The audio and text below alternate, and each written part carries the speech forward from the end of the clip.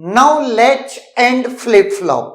मैं अभी डिटेल में नहीं जा रहा हूं, बट एक डिफरेंस आपको समझाने के लिए मुझे एसआर लेच की नीड पड़ रही है, तो मैं उसको यूज कर रहा हूं। फिर अपन लेटर ऑन इसकी पूरी डिटेल पढ़ेंगे।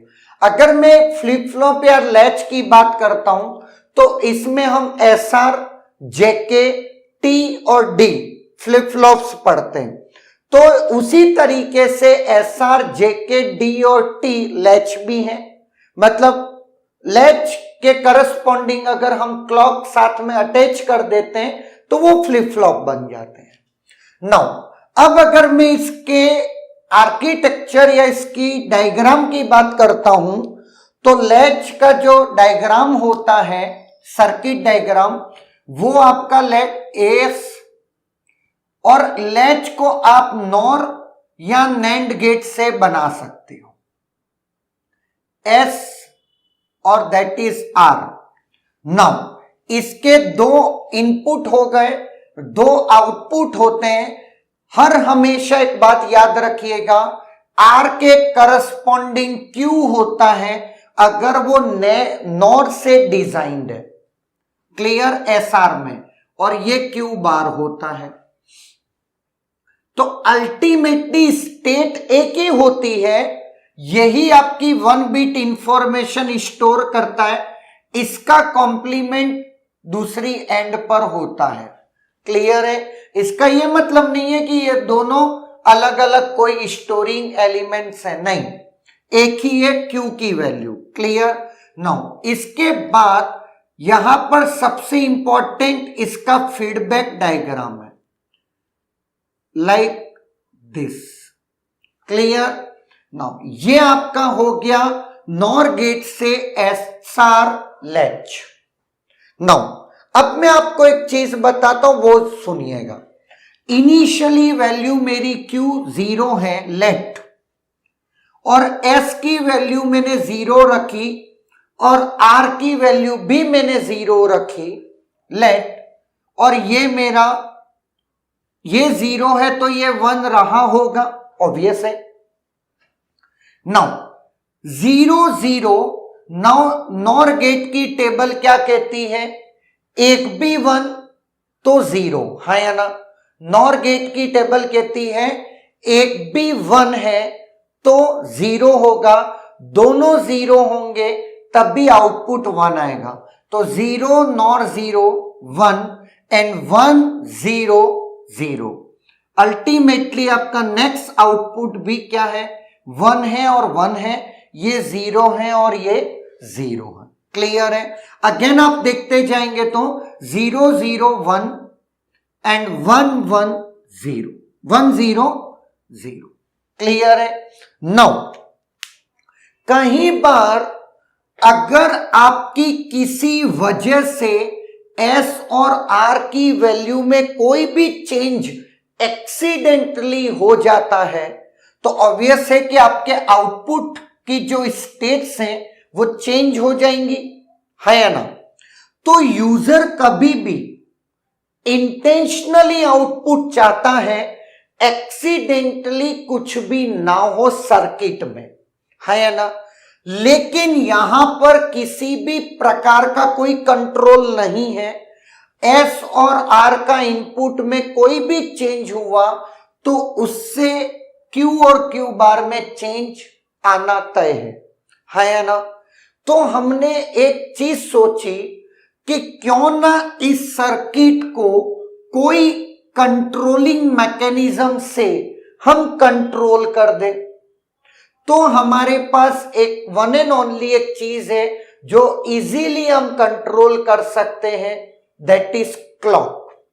तो अब ये सर्किट थोड़ा सा चेंज हो करके लिटिल बिट जो चेंजेस हैं वो मैं आपको बता देता हूं। वो ये है, हमने एंड गेट लगा दिया इधर, हमने एंड गेट लगा दिया इधर, ये आपका आर आ गया, ये आपका एस आ गया, क्लियर है। और यहां पर मैंने दोनों ही एंड गेट को क्लॉक दे दी, क्लियर। नाउ अब हुआ क्या, आप एस और आर को कुछ भी चेंज करो तो जरूरी नहीं है वो चेंजेस यहां पर रिफ्लेक्ट होंगे। वहां पर चेंजेस तभी रिफ्लेक्ट होंगे जब क्लॉक मेरी क्या होगी, 1 होगी, है या ना? क्लियर है? मतलब कुल मिलाकर के मेरे पास अब सर्किट को कंट्रोल करने का एक मैकेनिज्म आ गया जो कि अब किस पे डिपेंडेंट हो गया है, क्लॉक पे, है या ना? नाउ अब क्लॉक कैसे सर्किट को एक्टिव करती है, ये एक डिफरेंट क्वेश्चन है। उसे बोलते हैं ट्रिगरिंग। ट्रिगरिंग 4 टाइप की होती है, positive edge, negative edge triggering, positive level triggering and negative level triggering. ये 4 प्रकार की ट्रिगरिंग है। क्लियर है? तो यहां पर मैं ये कह सकता हूं कि क्लॉक में, ये आपकी क्लॉक है। क्लियर?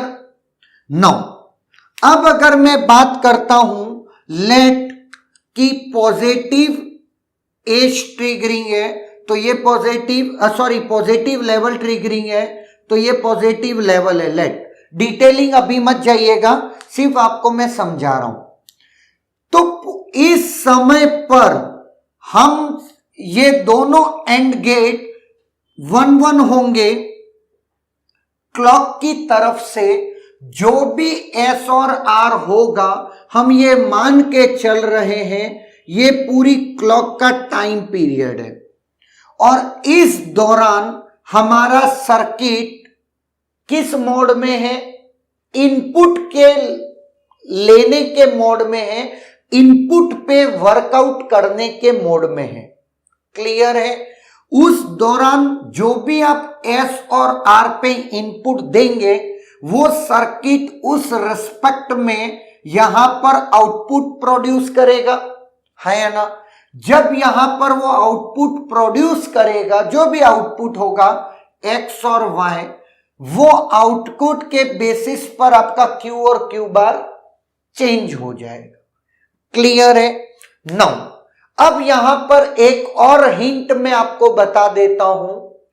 जब सर्किट इनपुट पे काम करता है ऐसे को हम बोलते हैं ट्रांसपेरेंट मोड, और जब वो प्रीवियस आउटपुट को फॉलो करता है, क्यों ऐसा करता है? क्योंकि अगर ये 0 होगा तो अल्टीमेटली एंड गेट का आउटपुट 0 होगा, और अभी हमने देखा जो भी 0 होगा वो सेम आउटपुट जो पहले था उसे ही फॉलो करता रहता है, उसे हम लैच्ड मोड बोलते हैं। क्लियर है?